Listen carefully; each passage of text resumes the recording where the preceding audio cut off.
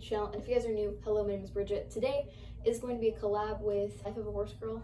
I will link her description. I will link her channel down in the description. Today we're going to be doing a video called All the Horses I've Owned. So we're going to start off with my very first horse ever. My very first horse I got when I was 8. Her name was Cheyenne. She was a American paint mare. She was about 18 years old and about 16-ish hands. She was sold to us as kid broke. However, she was not, and we ended up selling her just because we didn't have the experience at the time to train her to be a kid's horse. So then we got a mare named Coda. Coda was a 13-year-old, 16 hands, Palomino and white Appaloosa mare. We ended up selling her just due to not having time for her anymore, and she is now a professional rope horse. Several years after we sold Coda, we finally had time for a horse, and so my parents decided to buy me a little project pony, and that is when the YouTube channel started. So that was Dixie. She was a 12 hand. She's a mixed breed, but we were told she was Exmoor Welsh, something along those lines. I think she had some quarter pony in her, but I'm not positive. She was about 12'2". She was 6 years old when I got her. She's now 9. I sold her last year simply because I outgrew her. It's now sold to a family that lives in my town who uses her for lead line pony rides, so that's really cool, and they also breed her. Dixie surprised me with a little blessing. I bought Dixie not knowing that she was bred, but turns out Dixie was bred to a mammoth donkey jack. So a little 12-hand pony bred to a mammoth donkey. She should have died, but she blessed me with a little mule foal named Clover. So Clover's not a horse, but we're gonna count her as all the equines that I've owned. So Clover ended up maturing around 13 hands. I kept her 1-year-old year, and then I got her back as I did sell her. I didn't plan for a mule, and I sure as heck didn't want a pony mule.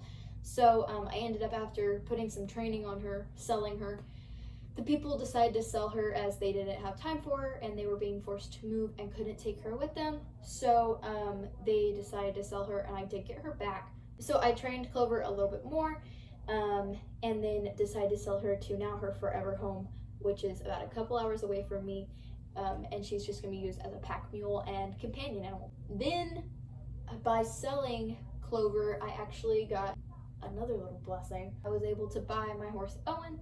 Owen is a rescue. He was rescued by his previous owners, people I bought him from some Amish people who bred his mom, had him on their farm, but ended up starving him and abusing him. He had about 10-20 rides on him whenever I got him.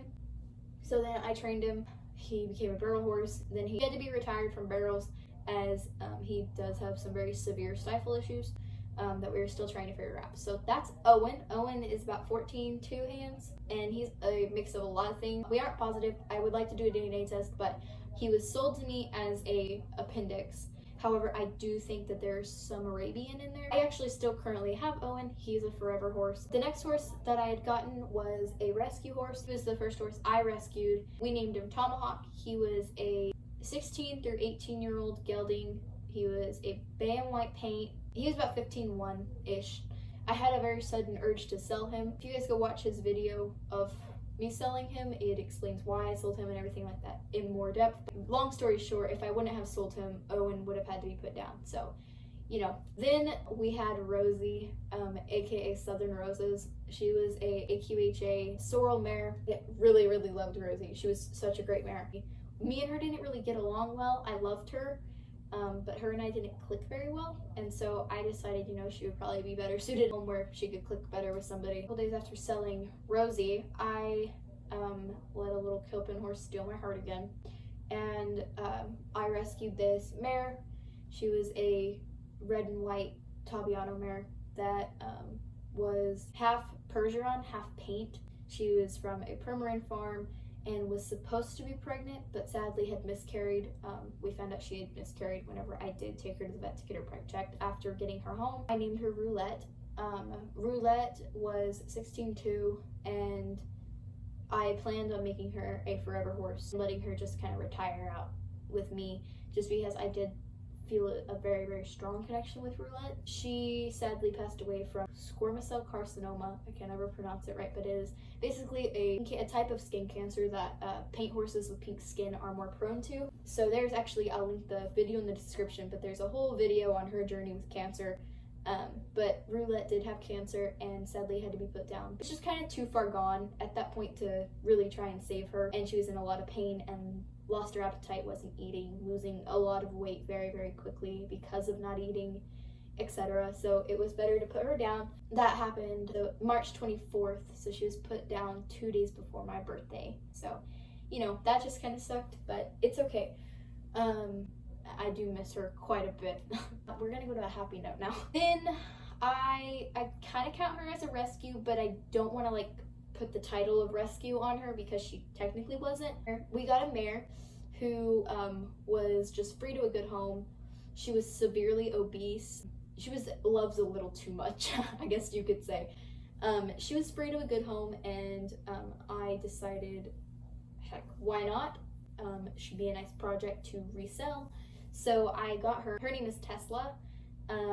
She stayed with me for about a month. I started her under saddle about 3 days after I got her because she was progressing so fast in groundwork, and she was phenomenal. We honestly aren't positive on what she was. I'm guessing foxtrotter quarter horse, but I'm not sure because she was very heavily gaited, but it was a very awkward gait as well, so who knows. But she was very, very gaited. She was a little liver chestnut mare, about 14.2 hands, 14.3 maybe. Me and her, we clicked, but we didn't at the same time. It was like a love-hate relationship. I was very happy whenever I sold her, but at the same time now I do miss her because I miss the challenge that she gave me when working with her. But now she's a trail horse for a 73-year-old woman, and she's doing phenomenal. So that is all the horses I've owned in the past 8 years of owning horses. Don't forget to like and subscribe, and go follow my Instagram at bc_cowgirl. I'll see you guys in the next one. Bye.